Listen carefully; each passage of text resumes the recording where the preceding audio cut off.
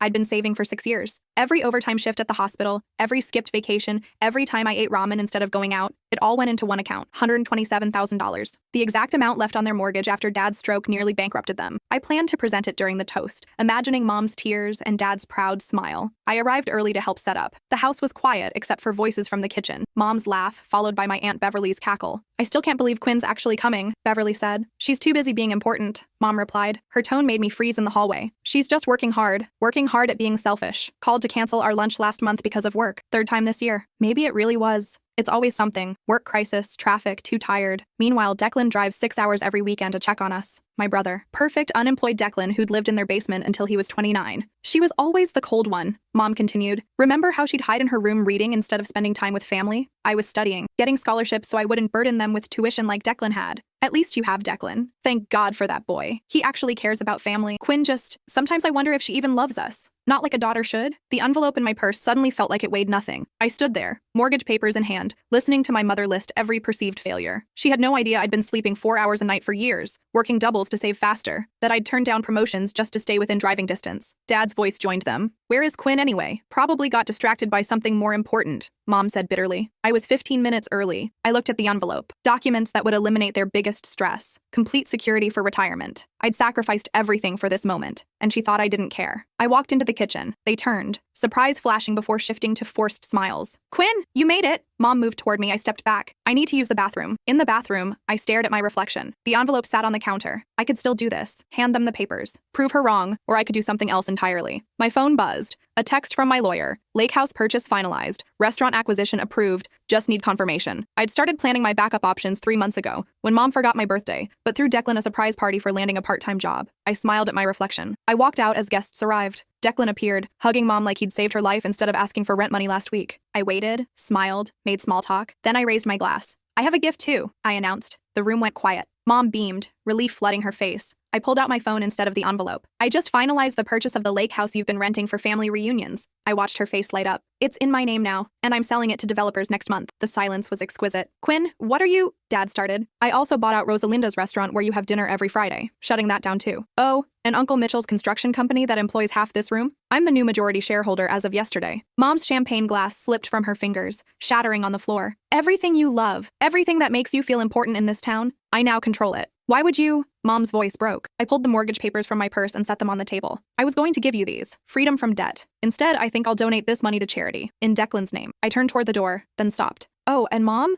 I heard everything you said in the kitchen." Her face went white. "Family really is everything. You taught me that." The sound of my heels clicking against their hardwood floor was the only noise as I walked toward the front door. Behind me, chaos erupted. "Quinn, wait!" Dad's voice cracked. I didn't turn around. "You can't do this!" My Uncle Mitchell shouted. "That company has been in our family for 40 years. 38 years, I corrected without stopping. I read all the paperwork very carefully. Someone grabbed my arm. "Declan, what the hell is wrong with you?" His face was red, veins bulging in his neck. "These are our parents, our family." I looked down at his hand on my arm, then met his eyes. "Let go." He didn't. "You're going to destroy everything because your feelings got hurt? Grow up, Quinn." Something inside me snapped. I yanked my arm free and stepped closer to him. He actually took a step back. "Grow up?" My voice was quiet, but everyone in the room heard it. "I've been grown up since I was 17. You know what I was doing at 17, Declan?" He didn't answer. "I was working the overnight shift at a 24-hour diner so I could help pay for your college textbooks. Remember that? Mom told you the money came from Grandma's savings." Mom made a small noise behind me. "And at 19, I was the one who paid your DUI lawyer fees. At 22, I covered your gambling debts so the loan sharks wouldn't break your kneecaps. At 24, that's enough," Dad said. "No." I turned to face him. "It's not nearly enough." Dad looked older than I'd ever seen him. The stroke had aged him, but this was different. This was defeat. "Sweetheart, your mother didn't mean—" "Don't." I held up my hand. "Don't you dare tell me what she meant." I heard her perfectly clearly. Aunt Beverly stepped forward, her face twisted with contempt. "You're being dramatic. Margaret was just venting. We all say things we don't mean when we're frustrated." "For how long?" I asked. "How long has she been saying I don't care? That I'm cold? That I'm selfish?" The silence told me everything. That's what I thought. I pulled out my phone and opened my email. I've been documenting things for a while now. Little things I told myself didn't matter. I started reading. January 15th. Mom called me at work during a code blue. A patient was dying in my hands and she screamed at me for not answering fast enough. She wanted to know if I could pick up Declan from the airport short because Dad was busy. I scrolled. February 3rd, I drove 6 hours in a snowstorm to bring you soup when you had the flu, Mom. I stayed for 20 minutes before you asked me to leave because your church group was coming over and you didn't want me looking tired and miserable in front of them. Mom's face crumpled. March 17th, Dad's 72nd birthday. I arranged everything. The venue, the catering, the guest list. Spent 3 weeks coordinating. Know what you said to Aunt Beverly when you thought I couldn't hear? At least Declan brought a thoughtful gift. I looked at my brother. He bought you a world's best dad mug from a gas station on his way over. Quinn, please, Mom whispered. I'm sorry. I didn't realize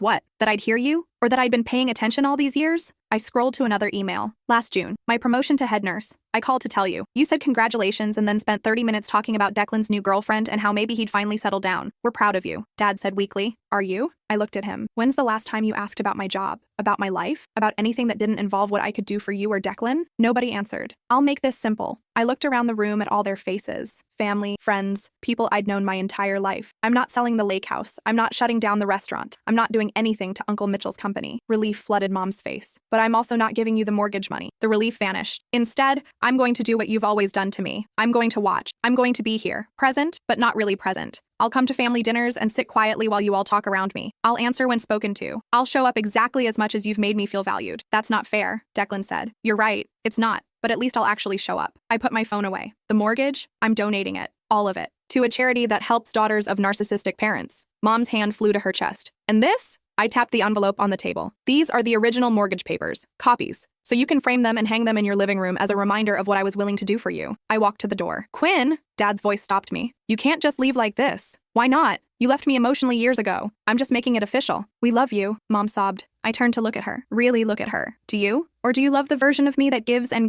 never asks for anything back? She didn't answer. That's what I thought. I opened the door. If you change the lock, Mom said desperately. We can't get in the lake house for the reunion next month? The locks stay the same. You can use it whenever you want. Hope flickered across her face. But you'll be paying me fair market rate. $1,700 a weekend. Due in advance. The hope died. That's cruel, Aunt Beverly hissed. No. Cruel is telling your daughter she doesn't love you correctly while she's sacrificing everything to save your home. I stepped outside into the cool evening air. Behind me, I heard Mom collapse into sobs. Dad's frantic voice trying to calm her. Declan yelling something about lawyers. I got in my car, put the keys in the ignition, and sat there for a moment. My phone rang. Declan. I declined the call. It rang again. Mom. Decline. Dad. Decline. 17 missed calls before I made it home. The next morning, my phone had 43 missed calls and 67 text messages. I made coffee and read through them while eating breakfast. Most were from family members, some apologetic, some angry, some threatening legal action. One stood out, from Declan. You're a vindictive bitch, and you always have been. Mom's in the hospital because of you. Hope you're happy. I called Dad. What happened? Your mother had a panic attack. His voice was cold. They admitted her for observation? I'll come by. Don't. The line went dead. I sat there staring at my phone. Part of me felt guilty. The bigger part felt nothing. I went to work. My supervisor Trish found me during lunch. You okay? You seem off. Family stuff? She nodded knowingly. The good kind or the nuclear explosion kind? Definitely the second one. Want to talk about it? I told her everything. The savings, the overheard conversation, what I'd done at the party. Trish was quiet for a long moment. Can I tell you something? She finally asked. Please. My mother was the same way. Nothing I did was ever enough. My brother could fart and she'd act like he'd won the Nobel Prize. I could cure cancer and she'd ask why I didn't do it faster. What did you do? I cut her off. Completely. 15 years ago. Do you regret it?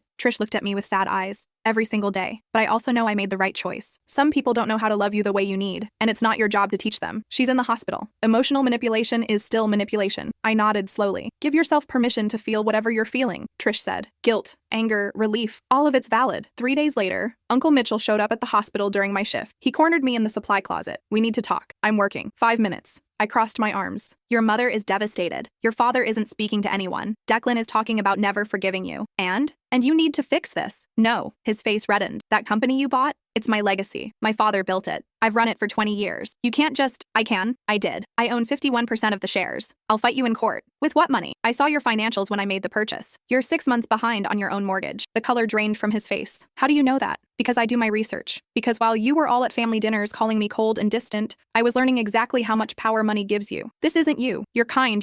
I'm tired. I'm so incredibly tired of being kind to people who use it against me. I pushed past him. Quinn, wait. No, you don't get to corner me at work and demand I fix a situation I didn't create. You want me to care about the family business? Maybe someone should have cared when I was working 3 jobs to help support it. We didn't know. You didn't want to know. There's a difference. I left him standing there and went back to work, but his words stuck with me. That night, I couldn't sleep. I kept replaying Mom's face, Dad's cold voice, The text from Declan. At 2 in the morning, I drove to the hospital where Mom was staying. The nurse at the desk looked surprised to see me. She's sleeping. Can I just sit with her? She hesitated, then nodded. Mom looked small in the hospital bed, fragile. The machines beeped steadily, monitoring her heart rate and oxygen levels. I sat in the chair by her bed and watched her breathe. I didn't want it to be like this, I whispered. She didn't wake up. I just wanted you to see me. Really see me. Not the version you created in your head where I'm the cold, selfish one. Still nothing. I would have given you everything. I did give you everything. My 20s, my relationships, my own dreams. I put my life on hold for 6 years to save your house. My voice cracked, and you didn't even notice. I wiped my eyes. The worst part? I still love you. I still want you to be proud of me. How messed up is that? Mom's eyes opened slowly. She blinked at me in the dim light. Quinn? I'm here. She tried to sit up. I helped her adjust the bed. Why are you here? I don't know. We sat in silence. I'm sorry, she finally said. For what specifically? She flinched at my tone. For not seeing you. For taking you for granted. For saying those things. Do you mean it? Or are you saying it because you're scared of what else I might do? Mom's face crumpled. Both. Can it be both? I didn't answer. I know I haven't been fair to you, she continued. Declan needed so much help and you were always so capable. So independent. I thought you didn't need us.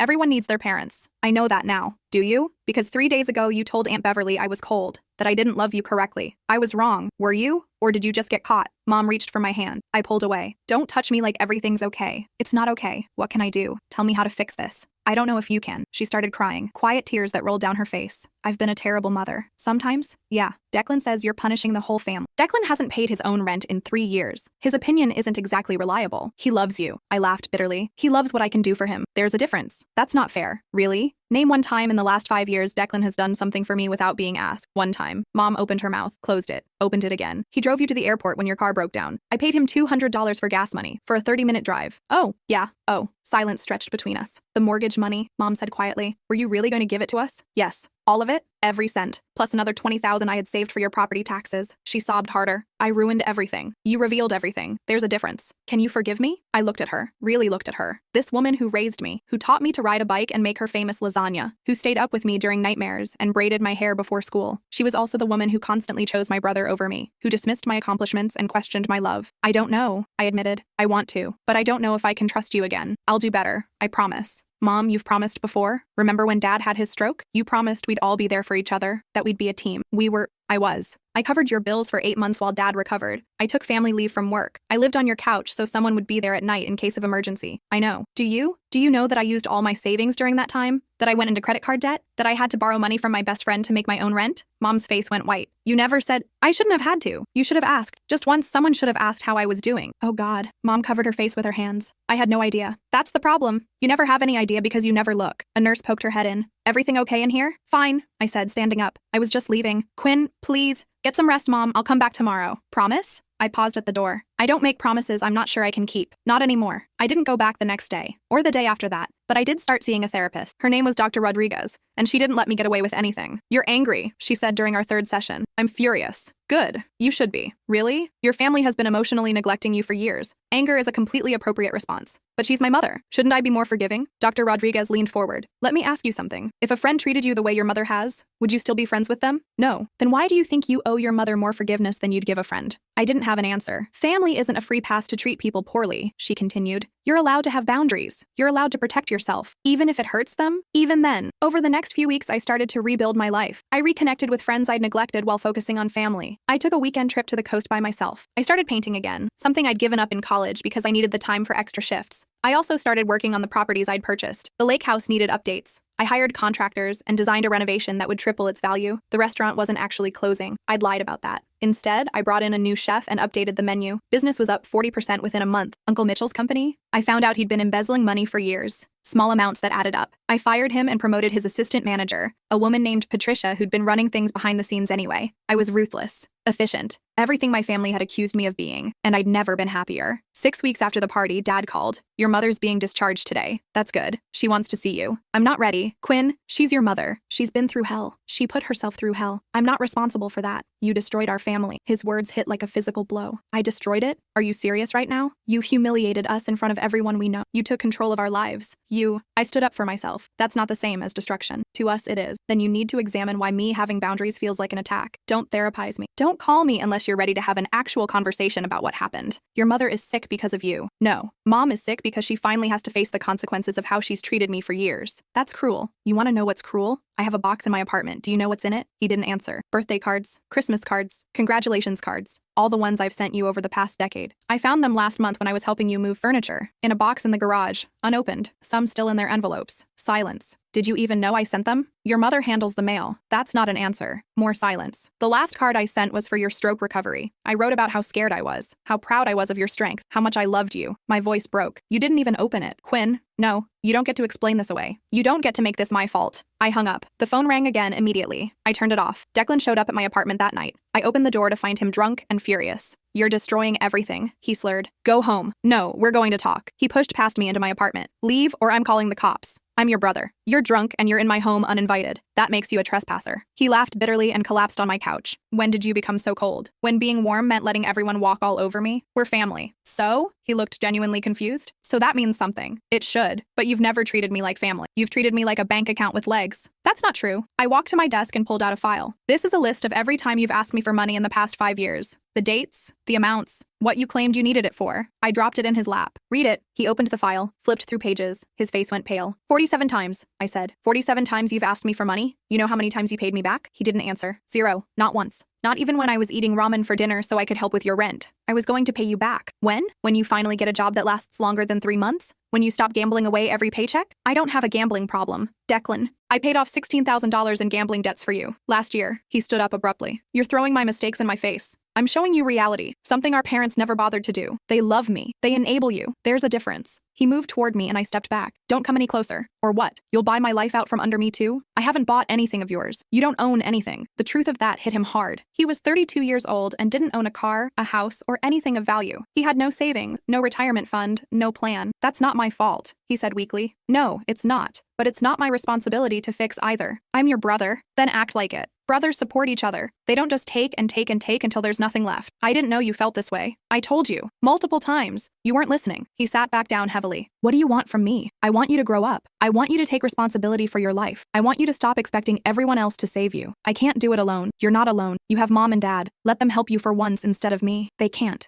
They're broke. Because they've been supporting you for over a decade. The words hung in the air between us. Is that what you think? That I'm the reason they're in debt? I pulled out another file. This is their financial history. I had to review it when I was considering paying off their mortgage. I showed him the numbers. Every time they went into debt, it was to help you. Your college tuition when you dropped out. Your car when you totaled it drunk. Your rent when you quit your job. Your legal fees. Your rehab. I didn't ask for rehab. You should have. He looked at the numbers. Really looked at them. I didn't realize. Nobody does. Because mom and dad never said no to you. They never made you face consequences. And I was always there to catch the overflow. What do you want? An apology? I want you to change. I want you to be the brother I needed instead of the burden I carried. I can't change the past, no. But you can change today and tomorrow and every day after that. He rubbed his face. I don't know how. Start by getting sober. Actually sober this time. Then get a job. Any job. And keep it for more than 3 months. And then what? Then we'll talk. Really talk. Not this. You're giving me an ultimatum. No, I'm giving you a choice. Change or lose me. I'm done being your safety net. He stood up to leave. At the door, he turned back. I do love you. You know that, right? I know you love what I do for you. I'm not convinced you actually know me well enough to love me. That's harsh. It's honest. He left without another word. 2 months after the party, I got a text from mom. Can we meet? Just coffee. No expectations. I stared at the message for a long time before responding. Public place. 1 hour maximum. Thank you. We met at a cafe downtown. Mom looked different. Thinner. Older. There were new lines around her eyes. You look good, she said when I sat down. Thanks. Silence. I've been going to therapy, she finally said. Good. The therapist asked me to write down every memory I have of you growing up, the good and the bad. She pulled out a notebook. Want to know what I realized? What? Almost all my good memories involve you helping someone. You tutoring Declan in math, you helping me with dinner, you watching your cousin's kids so your aunt could work. She flipped through pages, but I couldn't remember a single memory of just you, who you are, what you like, what makes you happy. Oh, I don't know you, she said, tears streaming down her face. I'm your mother, and I don't actually know you. I didn't know what to say. Your therapist asked you to tell me your favorite color. I couldn't remember. I called your father. He didn't know either. It's blue, I said quietly. Dark blue, like the ocean. We painted your childhood bedroom yellow. I know. You never said anything. Would it have mattered? She closed her eyes. Probably not, and that's the worst part. She opened her notebook again. I made a list of questions. Things I should know, but don't. Do you mind if I ask them? Go ahead. What's your favorite food? Thai curry. The one with basil. Do you have hobbies? Painting. I've been doing it again recently. Are you seeing anyone? No. I haven't had time for dating in years. Because of us. It wasn't a question. Partially. What's your biggest fear? I thought about it. That I wasted my 20s trying to earn love from people who were never going to give it the way I needed. Mom's hand trembled as she wrote that down. What's your biggest regret? She asked. Not standing up for myself sooner. What's your dream? If money wasn't an issue, what would you do? Travel. Maybe take a year off and see the world. Learn to paint in different countries. Why haven't you? Because every time I saved enough, someone needed something, and it was always more important than my dreams. Mom set down her pen. I failed you. Yes. Can I fix it? I don't know. Will you let me try? I looked at her. This woman who gave birth to me but never really saw me. That depends. On what? On whether you're willing to do the work. Real work. Not just apologizing and expecting things to go back to normal. What kind of work? Family therapy. All of us. Me, you, Dad, and Declan. Your brother won't agree to that. Then we'll do it without him. But I need you and Dad there. Okay? And you have to answer for everything. Every comment, every dismissal, every time you chose Declan over me. That will be painful. Good. It should be. I've been in pain for years. She nodded slowly. Anything else? Stop asking me for things. For at least 6 months. I don't want to hear about problems I need to solve or money you need or favors you need. I want to exist in your life without being useful. I can do that. We'll see. We sat in silence for a few minutes. Can I ask you something? Mom said. What? The mortgage money? Did you really donate it? Yes. To the charity you mentioned? Yes. Good. She smiled sadly. That's better than we deserved. It's not about what you deserved. It's about what I needed to do for myself. I understand. Do you? She met my eyes. I'm starting to. Family therapy started 3 weeks later. Dad was resistant at first, claiming they didn't need some stranger telling them how to fix their family. Then you figure it out, I said, because I'm not doing it. He agreed. The first session was brutal. The therapist, Dr. Hernandez, asked each of us to share our perspective on what happened at the party. Mom cried through most of her explanation. Dad was defensive, insisting I'd overreacted. When it was my turn, I told them everything. Not just the overheard conversation, but years of feeling invisible. You have 2 children, I said to them, but you only saw one. That's not true, Dad protested. Dr. Hernandez held up her hand. Let her finish. Every achievement I had, you congratulated me and moved on. Every problem Declan had, you mobilized the family. When I made head nurse, you said, good job, and changed the subject. When Declan got a part-time job at a grocery store, you threw a party. Those aren't the same thing, Dad argued. Exactly. And that's the problem. My accomplishments were expected. His were celebrated. He needed more support, Mom said quietly. And I needed to be seen. But you were so busy supporting him that you forgot I existed. We never forgot. You forgot my 30th birthday. Completely. No call, no card, nothing. Mom's face went white. That's not possible. Check your calendar. March 15th, 3 years ago. Know what I did that day? I worked a double shift and came home to an empty apartment. No messages, no texts, nothing. Why didn't you say something? Dad asked. Because I shouldn't have to remind my parents that I exist. The rest of the session was heavy. Dr. Hernandez assigned homework. Mom and Dad had to spend individual time with me. No talk of problems or family obligations. Just time together. The first attempt was awkward. Mom took me to lunch. We sat across from each other, struggling for conversation. How's work? She finally asked. Good. We got a new intake system. That's nice. More silence. This is harder than I thought, she admitted. Yeah, I don't know how to talk to you without an agenda. I know. Will you help me? I thought about it. Tell me about when you were my age. What did you want? Mom's eyes got distant. I wanted to be a teacher, but I got pregnant with you and married your father instead. Do you regret it? Some days, most days. The honesty surprised me. I love you and Declan, she continued, but I gave up everything to raise you. My dreams, my identity, and somewhere along the way, I started resenting it. Is that why you favored Declan? Maybe? He needed me in a way you never did. It made me feel useful. I needed you too, just differently. I know that now. We talked for 3 hours. About her dreams, her regrets, the ways marriage changed her. It wasn't perfect, but it was honest. Dad's individual time was different. He took me to a baseball game. We used to go when I was little, before Declan was born. I remember you used to keep score in that little notebook, he said. I still have it. Really? Yeah. It's in a box with all the other things you forgot about. He flinched. I deserve that. Yes. We watched the game in silence for a while. I don't know how to fix this, he finally said. Maybe you can't. Maybe we just have to figure out something new. I want to be better. Then be better. Stop defending yourself and actually listen. I'm trying. Try harder. It was harsh, but he needed to hear it. The 7th inning stretch came. We stood for the song. You know what I remember? Dad said. You used to sing along, off-key and loud and not caring who heard you. That was a long time ago. When did you stop? When nobody was listening anyway. He looked at me, really looked at me. I'm listening now. Are you? Or are you just afraid of what else I'll do if you don't? Both. But I'm trying to make it just the first thing. It wasn't much, but it was something. 4 months into therapy, Declan showed up. Not to a session, just to my apartment. He was sober. I could tell because his hands shook and his eyes were clear. I've been clean for 63 days, he said. Good. And I got a job. Full-time. Benefits and everything. Congratulations. I'm living in a sober house. Sharing a room with 3 other guys. It's hell, but you're doing it. Yeah. He shifted uncomfortably. I read the files you showed me. Really read them. And? I'm sorry. I know that's not enough, but I'm sorry. For what specifically? For using you. For taking you for granted. For believing Mom and Dad when they said you were fine. Anything else? For never asking how you were doing? For never showing up for you? For being a shitty brother? I nodded. That's a start. Just a start? Did you think one apology would fix years of neglect? I hoped. Hope doesn't rebuild trust. Action does. What do you need from me? Time, consistency, proof that this isn't just another phase before you fall back into old patterns. That's fair. He turned to leave. Declan? Yeah? I'm proud of you. For getting sober. For trying. His eyes watered. Really? Really? That's the first time you've ever said that. It's the first time it's been true. He left, but something between us had shifted. 6 months after the anniversary party, my entire family met for dinner. Not at their house. At a neutral restaurant. Dr. M. Hernandez's suggestion. It was awkward at first. Nobody knew quite how to act. How's the lake house? Mom finally asked. Good. The renovations are almost done. It looks completely different. Can we see it? Eventually, when we're ready. Dad cleared his throat. I have something to say. Everyone turned to look at him. I've been thinking about what Quinn said, about the birthday cards, and I went through our old emails and texts. He pulled out his phone. Do you know how many times you've reached out to us in the past 5 years? Calls, texts, emails, everything? No, 2,347 times.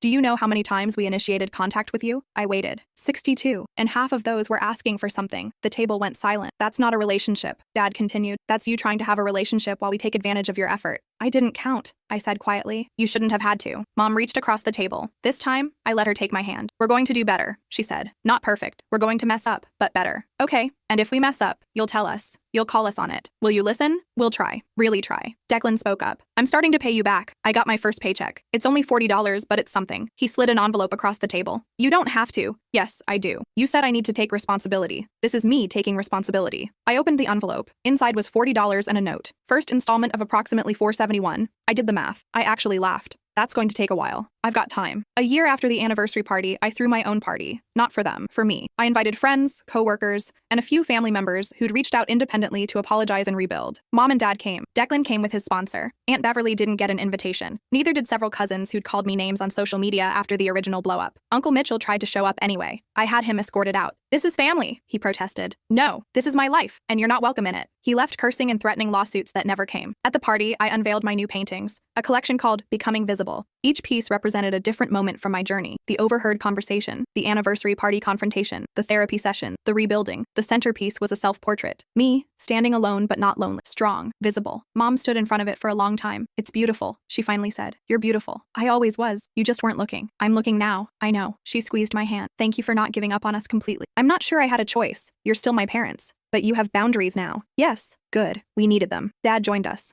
Can I buy this one? He asked, pointing to a smaller painting. It showed a little girl keeping score at a baseball game. You remember? I'm trying to remember everything now, before it's too late. It's not too late. We're here. We're trying. That's all we can do. Declan walked up with his girlfriend, someone he'd met at his recovery group. This is Riley, he said. Riley, this is my sister Quinn. Your brother talks about you constantly, she said. Good things? Always. He says you saved his life. I looked at Declan. Did I? Yeah, you did. By refusing to keep saving me from myself. It was the most mature thing I'd ever heard him say. 18 months after the party, Mom and Dad sold their house. They'd finally accepted they couldn't afford it. The mortgage I didn't pay off had continued to crush them. We're moving to a smaller place, Mom told me over coffee. Something manageable. How do you feel about that? Free, actually. That house had too many memories of who we were. Maybe a fresh start will help us become who we should be. That's very insightful. I have a good therapist. We laughed. Will you help us move? Dad asked. No, they both looked shocked. But you have Declan. He's been doing so well. Let him help you. I'll come visit once you're settled. You're really not going to help? Dad sounded hurt. I'm showing you that I trust you to handle your own problems. That's different than not caring. Understanding dawned on Mom's face. You're setting a boundary. I'm maintaining a boundary. Thank you, she said, surprising me. For what? For teaching us that love isn't just sacrifice. Sometimes it's refusing to sacrifice yourself. 2 years after the party, I took that trip I'd always dreamed about. 6 months,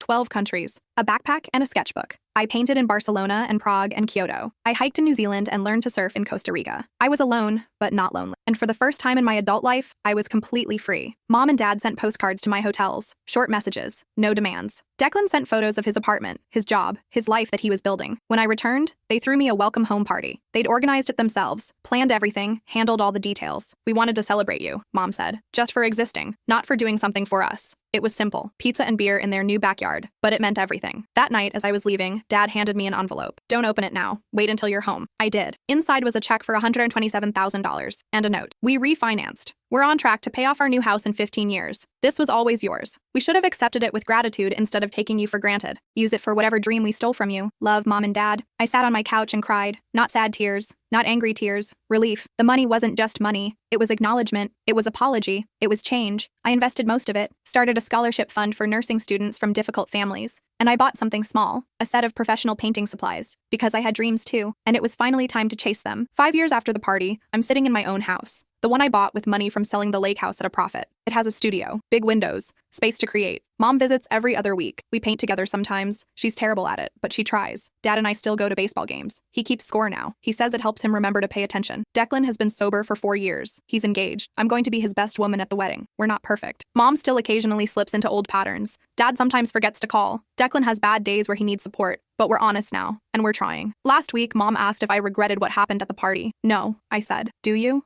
I regret what led to it, but not what came after. What came after? I got to meet my daughter, the real one, not the one I'd created in my head. And, she smiled, I like her better. That's all I ever wanted. To be seen, to be known, to be enough exactly as I am. It took destroying everything to rebuild it right. But looking around my life now, my career, my art, my relationships that are honest instead of obligatory, I know it was worth it. Family really is everything. But it starts with family treating you like you're everything too. And if they won't, sometimes you have to show them what losing everything actually means. Epilogue. I got a call last month. We need your help, a voice said. It was a woman from the charity I'd donated to, the one for daughters of narcissistic parents. There's a girl, 18, just got into college, but her family won't help unless she gives up her scholarship to stay local and take care of them. What does she need? Advice, support, someone who understands. I met her at a coffee shop. She reminded me of myself at that age, tired, hopeful, terrified of letting people down. Tell me what's happening, I said. She did, and it was familiar, too familiar. When she finished, I asked her one question. What do you want? Not what they want, not what you think you should want. What do you want? She started crying. I want to go to college. I want to have my own life, but they'll never forgive me. Maybe not, but you'll forgive yourself. How do you know? Because I did it. And it was the hardest, best decision I ever made. I told her my story, all of it, the anniversary party, the therapy, the rebuilding. Did it work? She asked. Are you happy now? I thought about my studio, my art, my family that finally sees me. Yes, but not because they changed. Because I did. What if they never change? Then you build a life anyway, without them, despite them, for yourself. She looked at me with desperate hope. Can I really do that? I handed her my business card. Call me anytime, day or night. I'll be here. She left looking lighter than when she arrived, and I realized something. The money I didn't give my parents? It found its way to people who needed it more. The love I was begging for? I found it in myself first, then from people who actually saw me. The family I thought I lost? I didn't lose them. I just finally taught them how to find me. This is what healing looks like. Not perfect, not easy, but real. And that's worth everything.